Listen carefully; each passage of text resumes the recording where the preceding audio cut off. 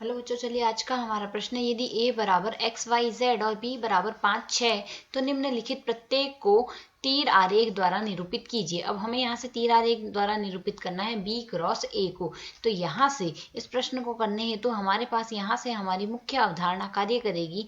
मुख्य अवधारणा यहाँ से हम लेके चलेंगे हमारे पास b क्रॉस a, यह जो समुच्चय दिया गया है जो हमने ज्ञात करना है संबंध द्वारा। तो यहाँ से यह संबंध लिखने का, इसमें अवयव को लिखने का तरीका होता है हमारे पास x, y प्रकार से।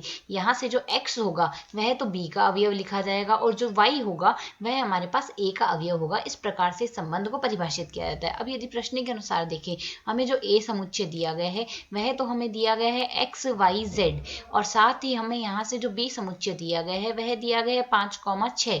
तो यदि अब हम यहाँ से b क्रॉस a परिभाषित करेंगे तो b क्रॉस a के अवयव क्या आएंगे।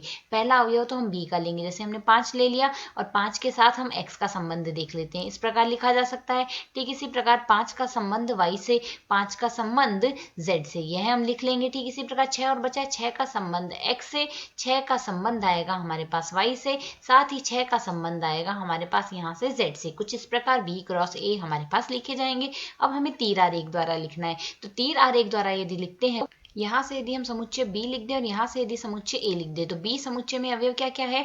b में है हमारे पास 5 और 6, यह 2 अवयव है, और a में हमारे पास x y व z 3 अवयव है। तो b का संबंध पहले हम a से, x से दिखा रहे हैं, तो अर्थात b का संबंध a से दिखा रहे हैं। पहले b का, f का संबंध हम x से देख रहे हैं, f का संबंध हम y से लिख रहे हैं और f का संबंध हम z से लिख रहे हैं। ठीक इसी प्रकार हम 6 f अर्थात यहाँ से हम 5 ले रहे हैं, f का अर्थ हुआ 5, 5 का संबंध x से, 5 का संबंध y से और 5 का संबंध z से। ठीक इसी प्रकार 6 का संबंध x से, 6 का संबंध y से व 6 का संबंध z से। इस प्रकार हमने b क्रॉस a परिभाषित किया है। आशा है समझ आया। धन्यवाद।